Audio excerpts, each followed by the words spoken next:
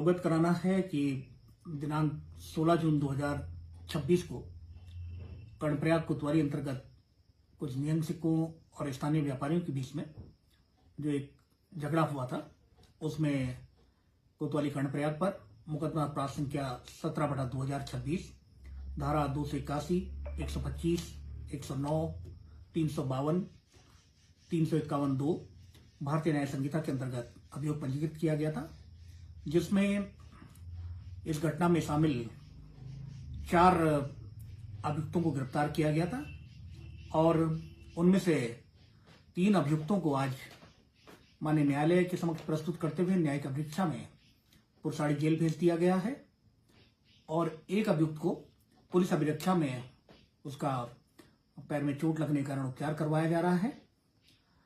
गिरफ्तार अभियुक्तों के कब्जे से 3 कृपाण बरामद की गई, जो कि सामान्य लंबाई से ज्यादा थी।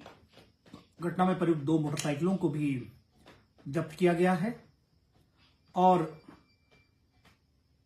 चौथे नियंग यात्री की निशानदेही पे घटना में प्रयुक्त तलवार भी बरामद की गई है, जिसे कर्णप्रयाग चिकित्सालय से गिरफ्तार किया गया था चौथे निहंग को। और इसके अलावा जनपद में लगातार हम लोगों के द्वारा किसी प्रकार का कोई अवैध शस्त्र या कोई भी अन्य ऐसी चीज जिससे कोई झगड़ा फसाद आदि किया जा सके, वाहनों की सख्त चेकिंग की जा रही है। और इसके दृष्टिगत आज जो है कोतवाली चमोली के अंतर्गत एक वाहन को रोका गया, जिसमें से इन लोगों के पास हॉकी और अन्य आपत्तिजनक सामान मिले, जिसमें इनके विरुद्ध पुलिस एक्ट के अंतर्गत कार्रवाई की गई है। मैं हेमकुंड साहिब यात्रा पर आने वाले सभी श्रद्धालुओं से अपील भी करना चाहता हूं कि किसी भी भ्रामक प्रचार में ना आए। कल की घटना जिन व्यक्तियों के द्वारा की गई थी, उनके द्वारा अपनी मर्यादा का भी उल्लंघन किया गया और कानून का भी उल्लंघन किया गया। इसलिए कोई भी किसी प्रकार के जो सोशल मीडिया पर भड़काऊ वीडियो डालकर उसको दूसरी जगहों की घटनाओं के वीडियो के साथ जोड़कर दिखाया जा रहा है, उससे बिल्कुल भी दुष्प्रभावित ना हो। और अन्य जगहों के पुराने जो झगड़े हैं, उन जगहों के वीडियो को भी कल की घटना के साथ जोड़कर कई लोग दिखा रहे हैं।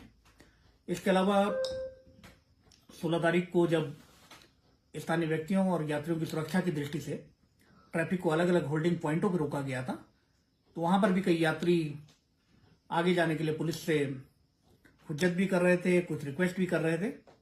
उसको भी कई लोगों के द्वारा गलत संदर्भों में सोशल मीडिया पर दिखाया जा रहा है। उसको भी मैं स्पष्ट करना चाहता हूं कि हमारे चिन्हित होल्डिंग एरिया हैं, चाहे वो गौचर हो, लंगासू हो या हमारा पीपल कोटी में सिमलडाला मैदान हो, वहां पर पानी वगैरह सभी सुविधाएं भी उपलब्ध हैं।